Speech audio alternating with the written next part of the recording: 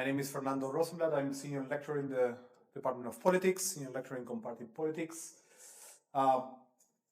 My research is on political organizations, and in the last years I've been especially interested in how the digital age is affecting the way people organize and how political organizations organize their work. There are 2-3 pieces of research I'm going to discuss today very briefly about this interrelationship between the digital age and how organizers and activists are organized politically in the digital age. The main lessons from my research over these last few years is, especially with a focus in Latin America, is that in the absence of strong political organizations, the incorporation of new information and communication technologies provides an opportunity for leaders.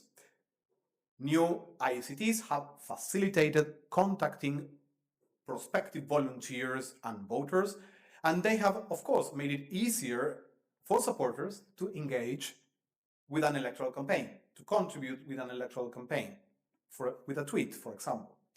New ICTs can engage people in the public realm and even improve their capacity for collective action.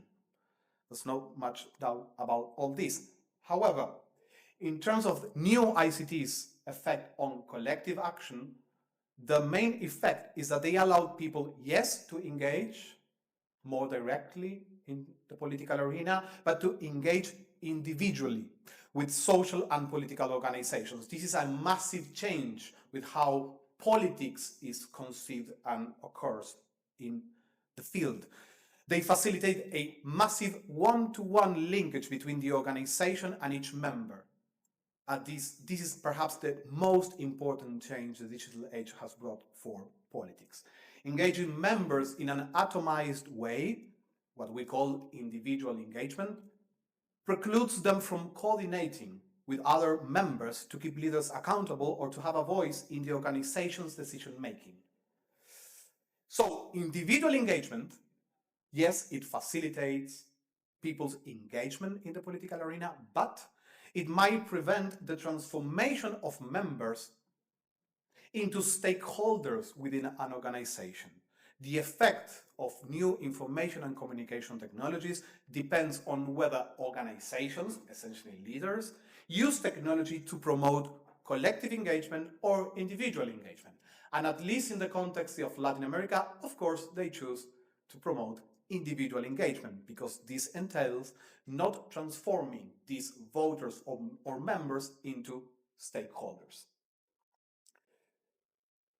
So the diffusion or concentration of power within social and political organizations engendered by this technological change affects the functioning of democracy.